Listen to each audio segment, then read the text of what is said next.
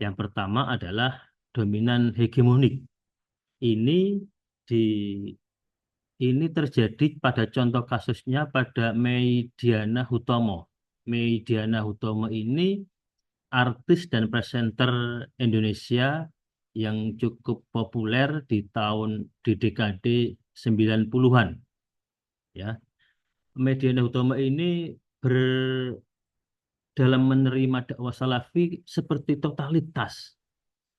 Dai salafi mengharamkan bank perbankan, dia tidak menggunakan perbankan.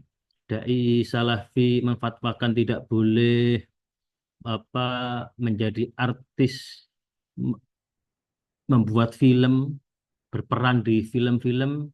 Media Utama juga tidak kemudian pensiun, eh, cuti dari film, dari artis, dari acting. Banyak hal yang diikuti secara sepenuh hati oleh Mediana Hutomo.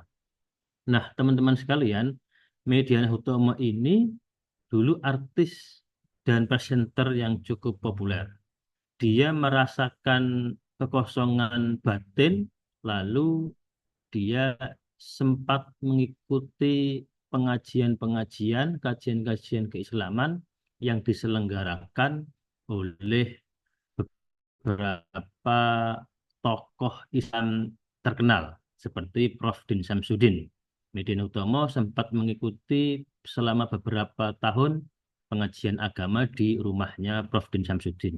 Tetapi dia tidak puas. Lalu Medina Utomo mencari-cari lewat digital dan dia kemudian ketemu dengan Radio Roja dan TV Roja dan akhirnya dia kecantol ikut, tertarik dengan pengajiannya dai-dai salafi. Nah, dalam kasus media Tanah Hutomo ini, dia menerima ajaran-ajaran salafi sebagaimana yang disampaikan oleh para dai-dai salafi seperti Ustadz Umar Mita dan Ustadz Khalid Basalamah, menerimanya secara mayoritas lah ya, kalau tidak menyatakan semuanya diterima.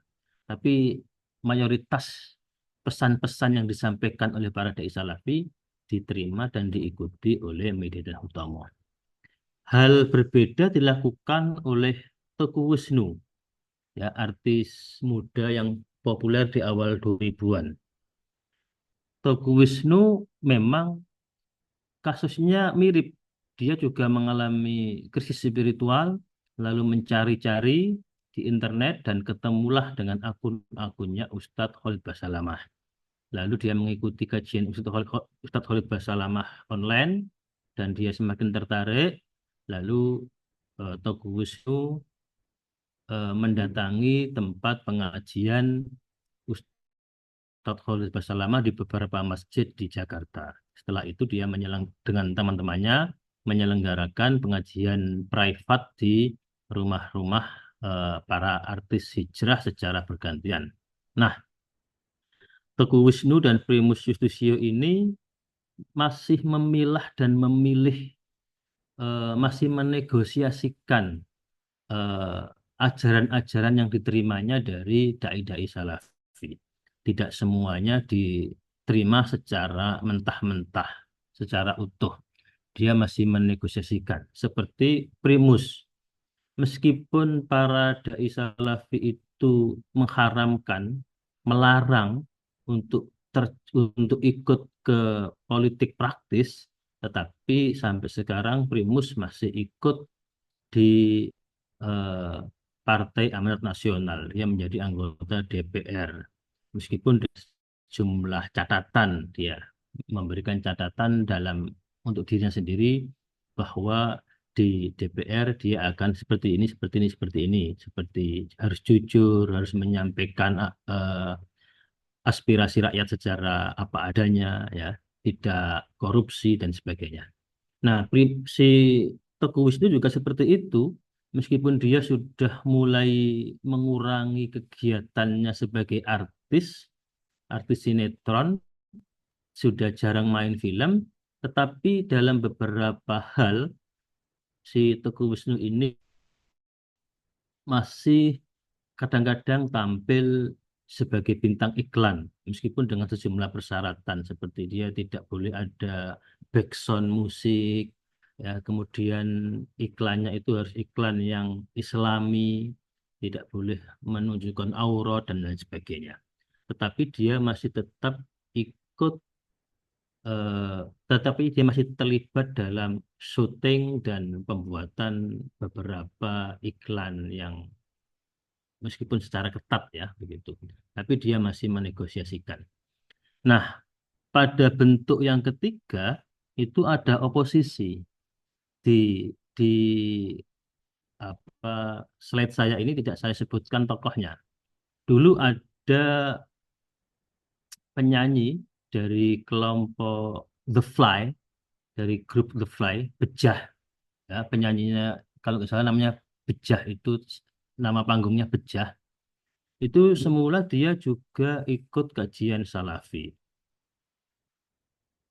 Kalau Bejah itu dominan hegemonik ya, dia Bejah dominan. Ada beberapa artis yang semula ikut ikut kajian Salafi tetapi tidak cocok dan kemudian mereka pindah ke ke Jamaah Tabligh karena ini para selebritis ini latar belakangnya adalah penyanyi, penyanyi pemusik, sementara di Salafi musik itu diharamkan, akhirnya mereka nggak cocok dan pindah ke Jamaah Tabligh. Di Jamaah Tabligh bermusik masih dibolehkan, meskipun dengan syarat musiknya harus musik yang Islami begitu. Nah, ini polanya pola oposisi, respon ketiganya.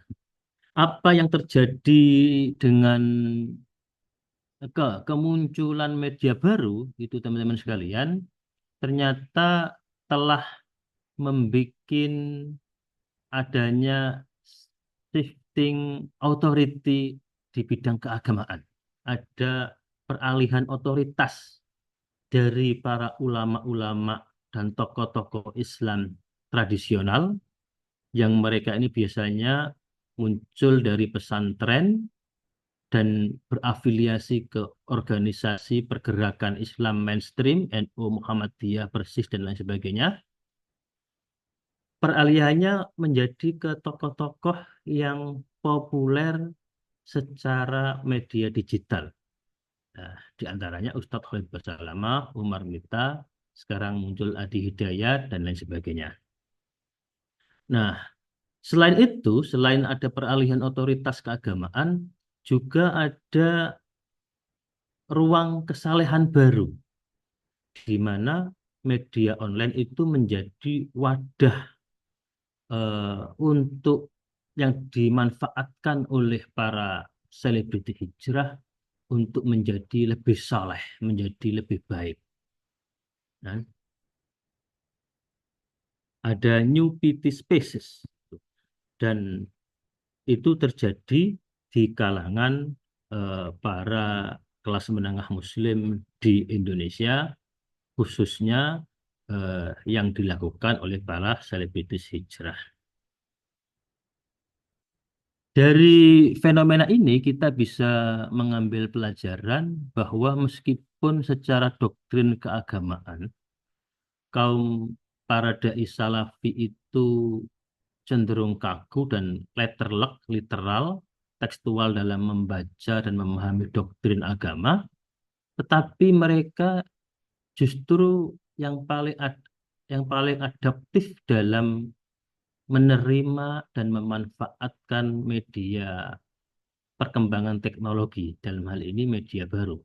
Ketika pergerakan Islam mainstream, NU, Muhammadiyah dan lain sebagainya itu masih berkutat, masih menjalankan cara berdakwah yang tradisional, justru teman-teman Salafi yang tekstualis itu yang pertama kali merambah menggunakan media baru untuk berdakwah. Dan akibatnya luar biasa. Di awal-awal pasca reformasi, dekade awal pasca reformasi, kita melihat wacana keislaman di media online itu dipenuhi dengan wacana-wacana salafisme. Diakui atau tidak, gerakan-gerakan Islam mainstream di Indonesia adalah start dari teman-teman dai salafi. Kalau sekarang sudah mulai teman-teman gerakan Islam mainstream sudah mulai bisa mengejar langkah teman-teman salafi berdakwah menggunakan media digital. Oke.